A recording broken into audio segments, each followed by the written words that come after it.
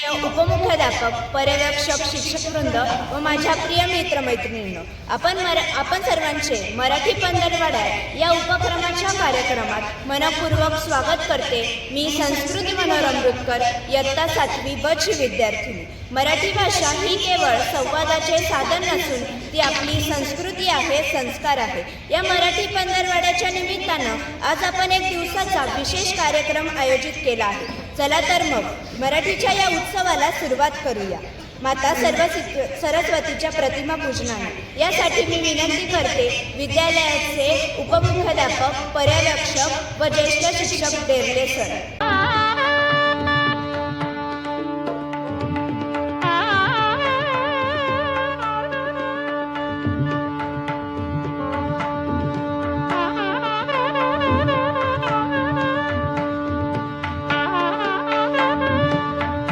मराठी विश्वातील एक अत्यंत थोर नाव म्हणजे शेतकरी. साधी भाषा, ग्रामीण जीवन, मायबोलीवरील प्रेम या साऱ्याचे सुंदर प्रदर्शन त्यांच्या कृतीतून होते. आज आपण त्यांच्या विचारांना, भावनांना आणि जीवनदृष्टीला शब्दरूपात अनुभवणार आहोत. मी शेतकरी बोलते या सादरीकरणातून. यासाठी मी विनंती करते कुमारी भावी पगार, इयत्ता 7वी ब ची विद्यार्थी. नमस्कार विद्यार्थी मित्रांनो, मी भावी राहुल पगार, इयत्ता 7वी तुकडी फ. मी शेतकऱ्याची भूमिका सादर करणार आहे. कसा मिरुगर सला जणू वरून कपला, कसा मिरुगर सला जणू वरून कपला, कसा सोन्याचा संसार त्यानं काळ्या मातीत पुरला, कसा नशिबाचा खेळ माझ्या बापानं मांडला, त्याच्या घामाचा मोती साऱ्या शेतात सांडला, साऱ्या शेतात सांडला. अरे लेका, मला ओळखलं का? अरे मला ओळखलं का? अरे मी उभ्या जगाचा पोशिंदा बळीराजा बोलते की र. अरे बाबा, मी शेतकरी बोलते. लय दिसाने वाटत होत आपल्या मनातलं कुणाला तरी सांगावं, मन हलकं होईल. अरे बाबा, या वर्षी मी काय बी पाऊस पडला नाही बघ. पेरलेली पिकं, भात, भुईमुग पार सुकून वाढली र. या वर्षी मी काय बी पीक पाणी आलं नाही बघ. दुष्काळाचं चक्र काही आमची वाट सोडत नाही. अरे शेपूट हलून हलून होईल जमते, पण कावळा काही जमत नाही. तसाच आत्महत्येचा विचार आमची वाट सोडत नाही. कोरडा वाढ असणारी कपाळ असणाऱ्या बायका, बिनबापाची पोरं असल्यासारखी माळावर फिरणारे जनावरं, हे सारं गावाला नजर लागली म्हणून नाही झालं, तर गावाकडं कुणाचीच नजर गेली नाही म्हणून झालं. दुष्काळाचं कुरूप अडकत चाललं. खिचडीसाठी शाळेत जाणाऱ्या पोरानं चोरून आणलेले 2 घास खाताना त्याच्या बापाला अभिमान वाटावा पोराचा, का स्वतःच्या जगण्याची लाज वाटावी. आम्ही शेतकऱ्याची चूक काय? पाऊस चांगला पडला नाही ही चूक, दुबार पेरणी करावी लागेल ही चूक, का विहिरीलाच पाणी नाही ही चूक. काही मोठे लोक लहानशा पोराच्या वाढदिवसाला हजारो रुपये खर्च करतात.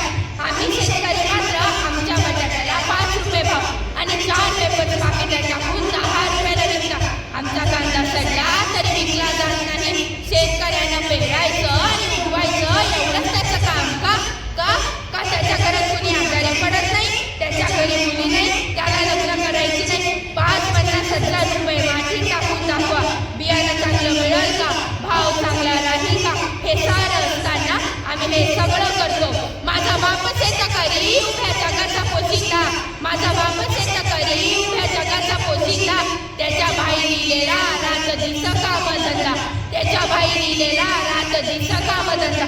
अनेक शेतकरी आत्महत्या करतात. प्यावा वाटत नाही कधी विषाचा घोट, प्यावा वाटत नाही कधी विषाचा घोट. का हो भरते का कधी मातीच्या वासाने पोट? अरे भाऊ, ए भाऊ, अरे तुलाच म्हणते मी. पेट्रोल पंपावर गेल्यावर म्हणतो का? नाही नाही, 1 लिटरचे एवढे पैसे कसे? दुकानात गेल्यावर 300चं शर्ट 3000ला घेतो, कारण तिथे लिहिलेलं असतं ना एकच भाव. परंतु शेतकऱ्यापाशी आल्यावर मात्र 10 रुपयाची कोथिंबीरची जुडी म्हणता 5 रुपयाला देता का? शेतकऱ्यापाशी मात्र भाव करायचा. पण हे भाऊ, एक गोष्ट ध्यानात ठेव, शेतकरी जर संपावर गेला तर काळ्या मातीतून कोळ फुटला आणि पीक डौदार झालं तर त्याला डौदार पीक असे म्हणतात. पण आज 2 वेळेचं पोटही नीट भरू शकत नाही या शेतकऱ्यांना उभ्या जगाचा पोशिंदा म्हणतात. गड्यांनो, सगळ्यांना एकच सांगते की आमच्या अडचणी समजून घ्या, आमच्या पोराबाळांना चांगलं शिक्षण द्या. अरे हा देश आपला, ही माती आपली, तिला जपूया, तिचं रक्षण करूया. आम्हाला पण माणूस मनाला जगू द्या. सूर म्हणतो साथ दे, दिवा म्हणतो वाट दे. सूर म्हणतो साथ दे, दिवा म्हणतो वाट दे. अंधाराच्या, दुष्काळाच्या, दारिद्र्याच्या खाई अडकलेल्या शेतकऱ्यांना बाप्पा फक्त तुझा हात दे. देवा इडापिडा टळू दे, बळीचं राज्य येऊ दे.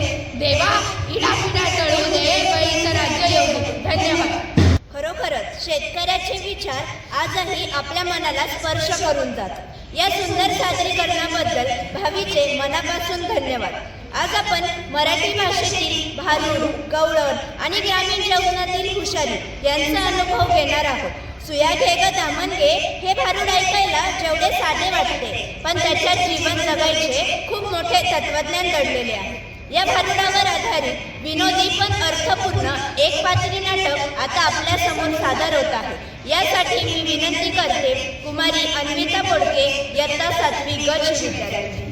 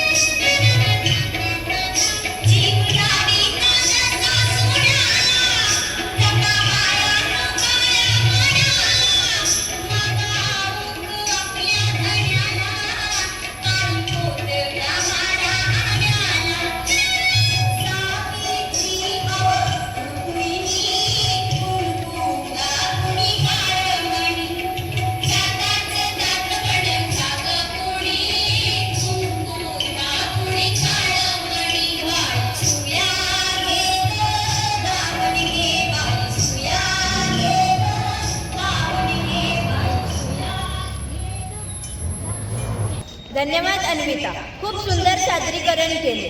आता आपण कार्यक्रमाच्या शेवटाकडे वळूया.